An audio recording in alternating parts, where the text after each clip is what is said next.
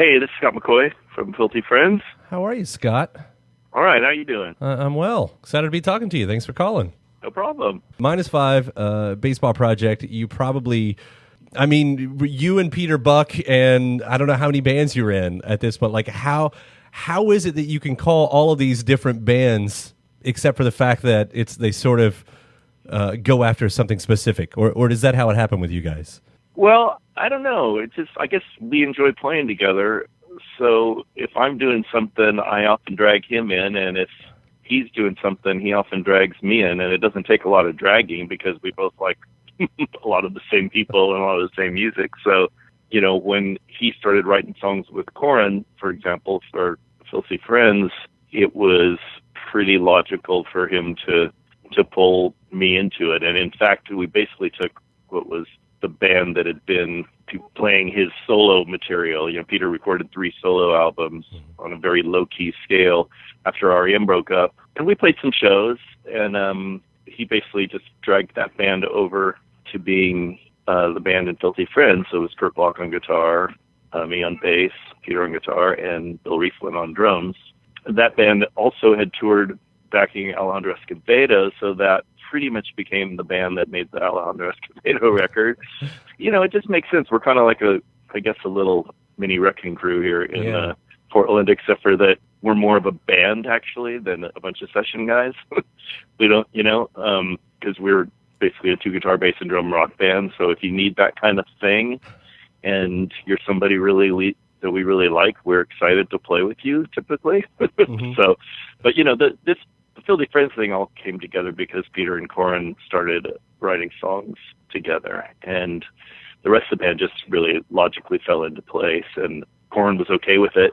Hopefully she didn't have other people she would have rather pulled in, but that she kind of got a ready-made combo. And of course now Linda's playing drums now because Bill Rieflin is touring all year with King Crimson, and so she kind of took over the drum duties. But we just we like doing stuff together. I mean, we have another new band, Peter and I do, called the No Ones, which with 2 people from Norway, and we just put out an EP, and we're putting out a record next year, and we're doing another Alejandro Escovedo record, and there's a -5 record coming out, so on and so on.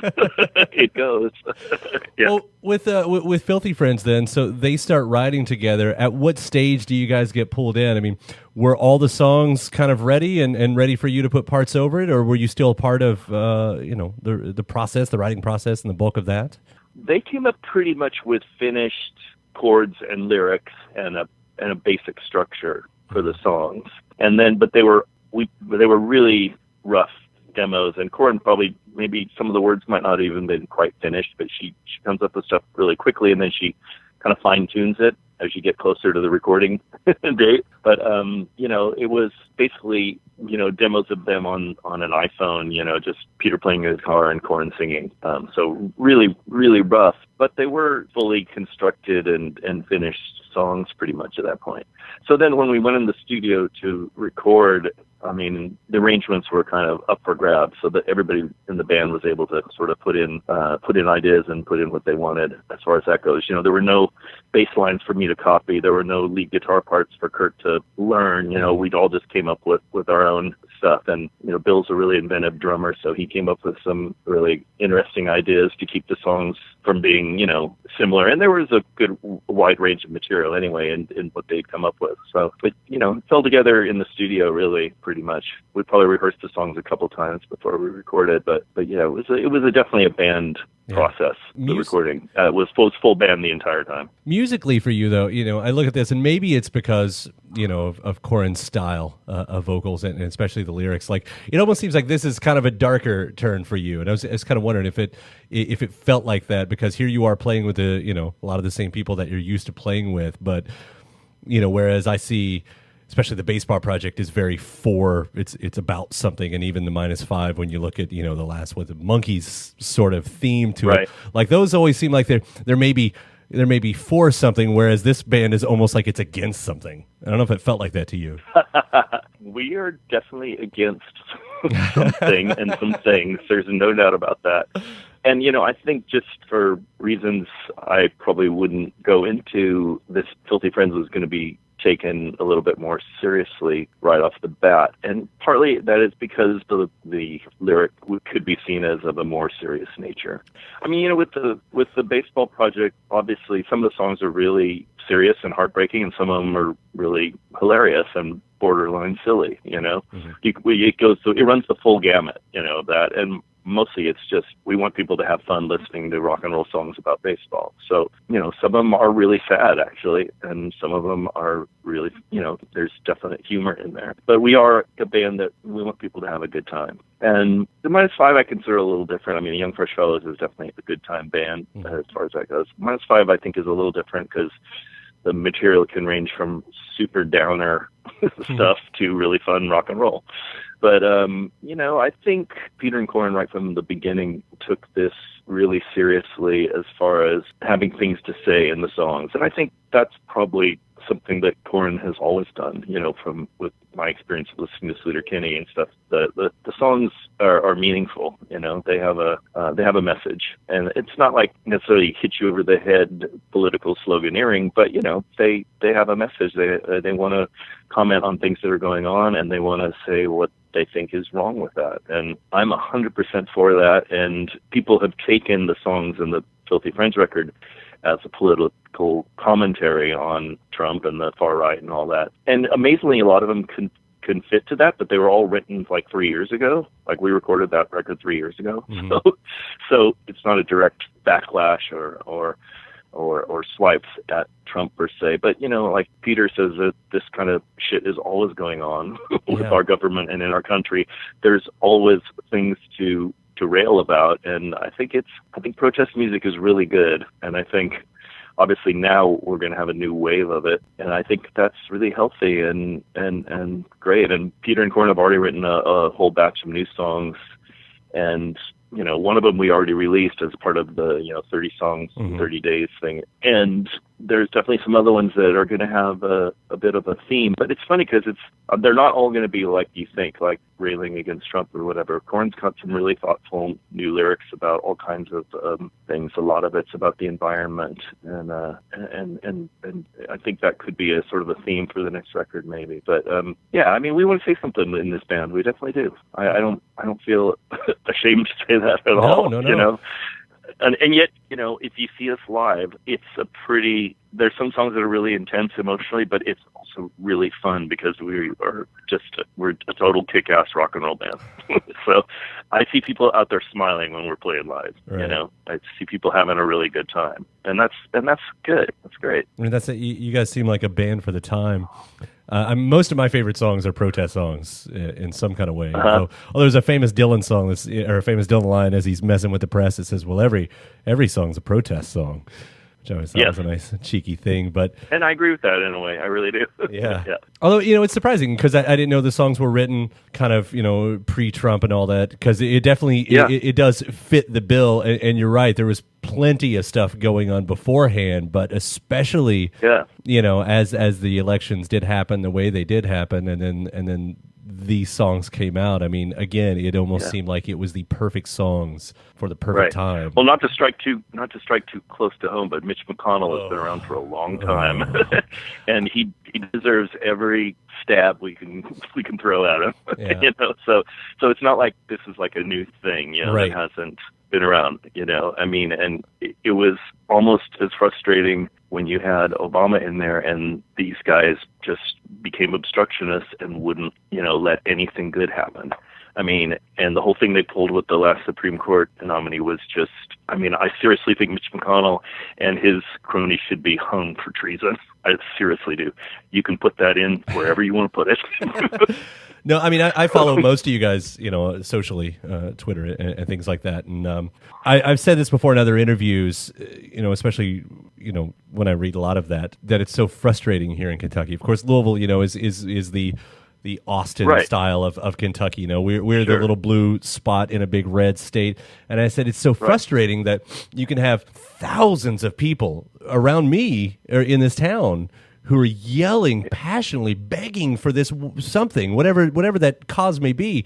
And then you've got one guy who just stands with his back to you, not listening, and does the exact opposite. And we've had to deal with that for, I don't know, 30 fucking years, I think, at this point, or however long he's been in there. But talk about frustration. And it's a very tenuous balance, because I'm sure in Kentucky, between the urban areas that are a little bit more informed, like Louisville, and then the outlying areas, it's probably not that great of a divide as far as numbers, and people think of like Washington and Oregon and where we live as being really lefty, kind of more liberal kind of states. And that's true, but it's just by the slightest margin. Mm-hmm. It's like you drive outside of Seattle or outside of Portland for an hour in any direction, you are definitely in Redsville, And it's just that we happen to have about 51% of the population in our state happen to be in,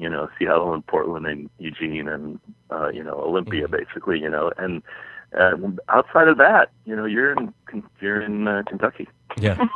Well, I mean, it's not that big of a difference, really, in our state. I think, but it's just it's a small number that really shifts the balance. It's the sociology of that urban versus rural, right? That plays true every single place. And I don't know if I'm sure you've done, you know the reasons, and you've studied the sociology on that too. And it's just like, that's frustrating when you get into all that stuff. The thing is the people, and obviously it's a generalization. Not all people who live in rural areas are right wing, but they're voting for people who are screwing them directly. They're screwing them worse than anybody. The people who are lower income, lower educated, they don't care about those people at all. They care about the people who have billions of dollars. And so it's just so frustrating for people to be voting for something that's just going to come back and smash them in the face, but we have our small victories. We can't. Yes, we do. Like today, today is a nice small victory with, once again, the ACA looks like it's, going to be, at least left alone for whatever version that is. But, why can't they just leave it alone? Let the fucking healthcare thing try to work instead of just trying to take it away and replace it with nothing. It's just, oh my God. We're so good. Because that's the Mitch McConnell way. It's all about just putting a mark in the win column with him. That's all it's ever been. Right. I will say no to Obama, regardless of even if he agrees with me. Right. That was the thing. Right. It's like, I agree with you on this, and he's like, well, then I'm not doing it. I know. Anyway. Sorry. Anyway. Yeah, there we go again. We digress. Yeah, that's how these things happen. But this is stuff that people in Filthy Friends feel really strongly about, obviously. So it's gonna permeate. It's not gonna be all that our music is about, but it's gonna be in there. I'm pretty sure about that. I love it. Maybe 2 records down the line, we'll just write a total party record. Although it's funny because one of the new songs we're doing is called Ides October, and Corin always introduces it as the climate change party song. And it is a total party. I mean, people go crazy when they hear it. So, there's good ways you can approach stuff too. Yeah. I love this record, and it really makes me happy to hear you talking that you're even thinking about 2 albums down the road, because I was hoping this was more than just a one-off. That was my big wish for it. Yeah, it's going to be. I mean, we're all really fired up. I mean, we haven't been able to play as many shows, obviously, as we'd like, because we're all involved in other things, and Corin's got Sleater-Kinney, so takes precedent, and we need to balance around that, and her family and all the other musical things that the rest of us do. So it's a tight window that we have to explore, and we were just able to do about a month of that's why we had to wait so long to put the record out, because we didn't want to just put it out and not be able to play any shows. Mm-hmm. So we were able to do about a month of shows, and we'll do a few more in the new year. But we're already planning on going to the studio early new year and record the next record. Awesome. And hopefully we won't have to wait 3 years to put it out. But we understand that that's the way things go. But the reaction we've gotten from the people we've played for has been so extraordinary that I think we all feel like, even if they hated us, we probably would have felt it, but we feel like this is really something to to keep doing, and it's just we're having a great time playing with each other. The songs are really inspiring, and Peter and Corin are coming up with great new songs. So yeah, I think it's we got to get ahead of steam right now. Cool. Well, I hope to be able to see one of those shows at some point. When you guys I do too. Find a little breathing room on the touring schedule. But I'll travel if I have to. I will. Okay. Hopefully we'll make it nearby. I mean, like I said, I've really enjoyed playing Louisville lately. So hopefully we'll get a time when we can do. Right now we're kind of into the space after this last month where we can sort of only really consider doing weekends, here and there. So, and we're not even going to do that till January. So, but we'll be popping our heads up here and there for sure. Awesome. Well, I look forward to it, Scott. Yeah. On the flip side of things, I will say I know you're still a few years away from this, but the way the REM reissues are going, your albums are going to start cropping up before long for the anniversary editions. True, isn't that weird? Because they're on automatic. Automatic right now, right? So Monster, I didn't play on. I toured on it. Right. I didn't play on, but then all the rest of them, will be ones that I will have been there for. So that'll be interesting. Yeah, and I know there's plenty of stuff they could dig up for the reissues, which would be cool because none of them have had the treatment yet. So it'll be fun. Yeah, those are some of my favorite albums. Good. I'm really proud of. I'm really proud of those records. I really am. I think they were phenomenal, and all the way to collapse into now, which I think stands with R.E.M's best albums for sure. Completely agree. All right, man. But cool. Well, nice talking to you. Calling, Kyle. I hope I didn't go off too much, but it was nice chatting. It definitely was. I appreciate it, man. Okay. Thanks a lot. Okay. All right, take care. Bye.